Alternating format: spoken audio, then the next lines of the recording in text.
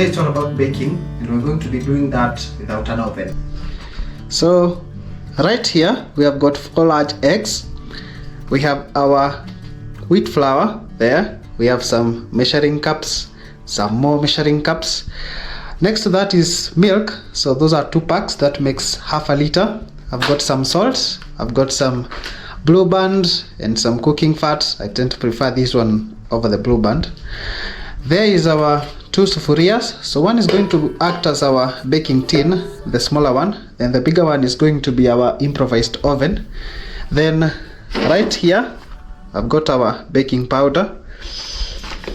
There is some chocolate down there in case we have some use for it, and that is all that we need for the day, so we can rock and roll. I started by scooping approximately half a cup of cooking fat. I then transferred it into the sufuria that I would be using to prepare my batter. After that, I measured half a cup of sugar and added it to the cooking fat. I then mixed the 2 ingredients thoroughly.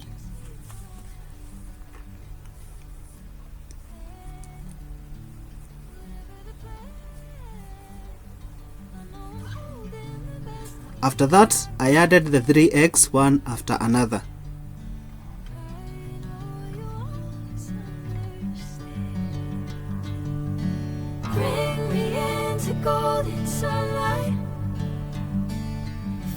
I then used a whisk to beat the 3 ingredients to form a uniform paste.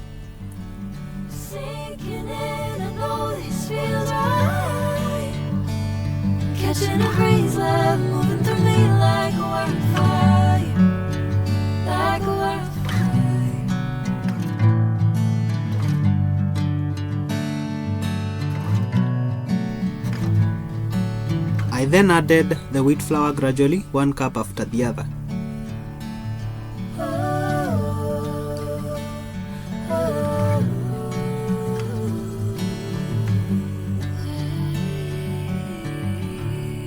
I then added 1 pack of milk,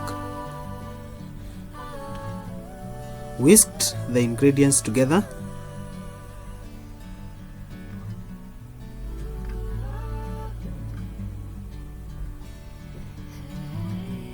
and then added 2 spoonfuls of baking powder.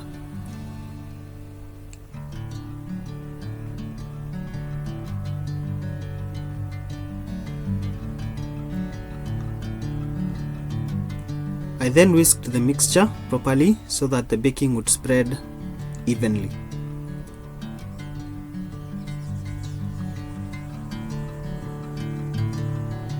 After that, I added the 2nd cup of flour, followed by some milk, and then I whisked some more.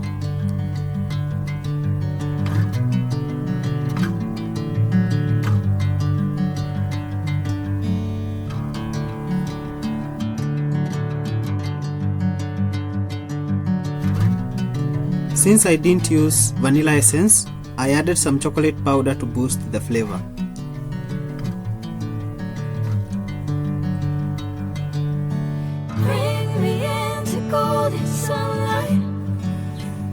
After some whisking, I was convinced that my batter was smooth enough.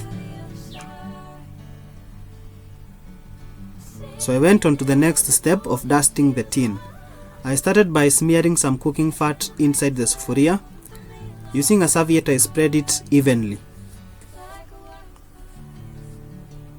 I then added some flour, which I used to dust the pan, and I made sure to coat every bit of the sufuria so that our cake would not stick.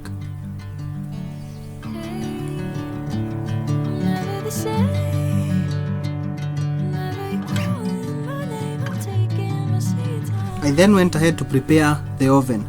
To do this, I poured salt inside the bigger sufuria and I spread it evenly at the base.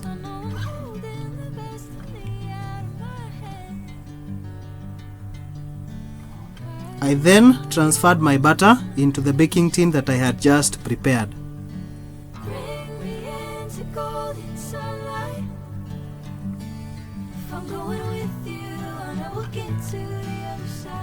After transferring the batter, I gently tapped the baking tin so as to remove any air bubbles that might have been trapped inside the batter.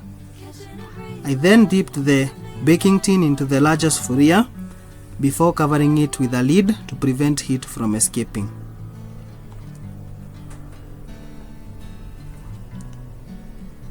An hour later and my cake was ready. I then used a matchstick to determine whether the inside of the cake had cooked properly. With my matchsticks coming out clean, I was sure that the inside was also well cooked. I let the cake sit still for another 15 minutes before I transferred it onto a tray.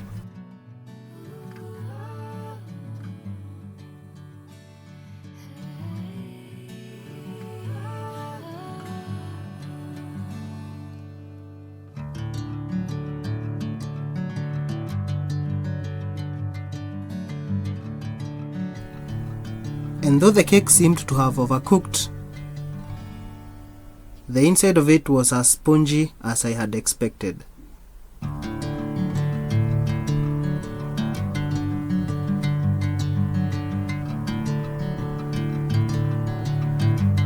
The rest was history.